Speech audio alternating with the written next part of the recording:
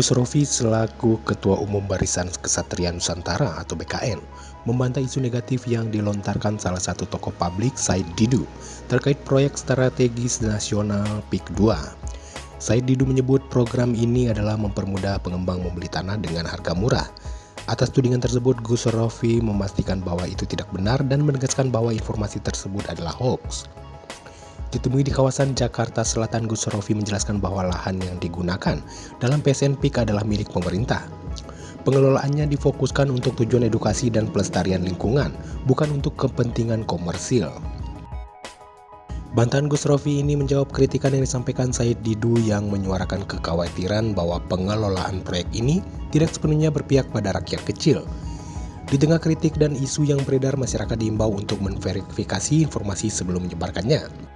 PSN PIK 2 menjadi contoh pembangunan berkelanjutan yang tidak hanya meningkatkan ekonomi, tetapi juga memberikan manfaat langsung bagi lingkungan dan masyarakat sekitar. Untuk informasi, proyek strategis nasional PIK 2 dimulai tahun 2010 dengan tujuan utama melestarikan 91 hektar lahan mangrove.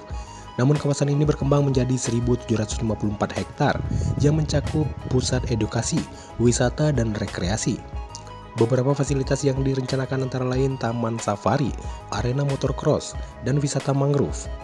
Proyek ini direncanakan tidak hanya melestarikan lingkungan, tetapi juga memberikan manfaat ekonomi seperti menciptakan lapangan kerja dan meningkatkan pendapatan asli daerah. Sesuai dengan peraturan Presiden tahun 2004, kawasan ini ditetapkan sebagai bagian dari PSN. Yang boleh apa? Misalnya mangrove-nya diperluas menjadi wahana wisata, ada taman safari, ada motocross, ada Formula One. Karena Jakarta ini sudah penuh sesak, makanya dialihkan ke sana berdasarkan Perpres di tahun 2024. Jadi PSN PIK dan proyek PIK itu beda. Kalau proyek PIK itu dimulai, jenengan kalau lewat nih keluar dari tol, itu pertama PIK 1. Terus kemudian jalan lagi ada jembatan, terus ada kayak Menara Pagoda atau apa itu. Nah itu PIK 2. Jadi PSN PIK dan proyek PIK itu dua hal yang berbeda. Bukan berarti dengan negara mengatakan bahwa PIK, kebetulan PIK itu di sebelahnya tanah PSN. Tanah PSN itu 1.700 dan bentuknya itu nggak ada bangunan.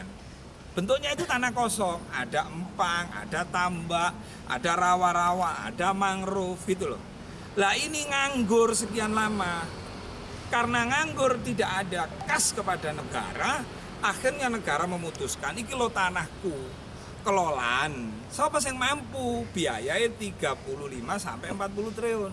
Nah, yang mampu PIK karena PSN tadi itu wilayahnya dekat sama PIK, makanya dikatakan PSN PIK. Saya jujur kasihan ya sama saudara-saudara saya yang demo, terus kiai-kiai saya yang ada di MUI. Saya kasihan banget. Harusnya kalau saya sebagai orang Islam ya tabayun, tanya, saya dulu ya sempat negatif sama PIK. Begitu saya melakukan investigasi dan tabayun, akhirnya saya jadi tahu, oh ini toh PSN PIK, oh ini proyek PIK. Proyek PIK dimulai tahun 2010, gitu loh Pak. Duluan mana PSN sama proyek PIK? Ya duluan proyek PIK.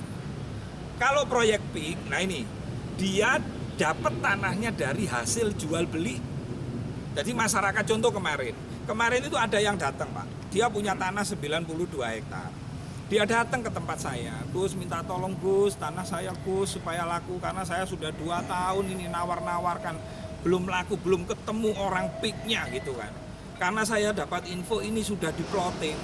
Nah kebetulan kami baik dengan orang PIK, saya komunikasikan 92 hektar Pak. Minta berapa? 80.000. Nah dari pihak PIK disampaikan, Gus Rofi kami mau beli, pertama itu masuk plotting kita. Nomor 2, tidak ada sangkut paut dengan air laut.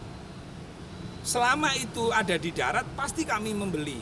Dan asal itu masuk plotting. Ternyata apa? Orangnya wis seneng ya, tak kasih kabar.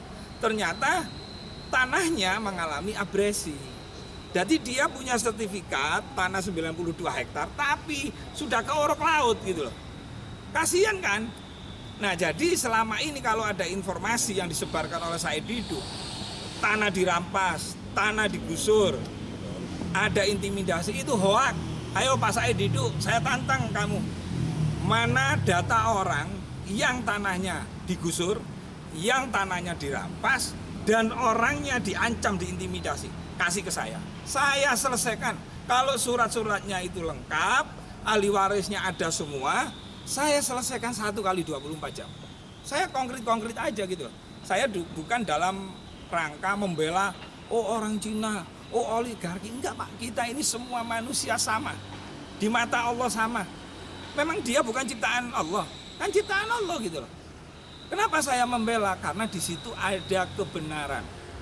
We stand with truth.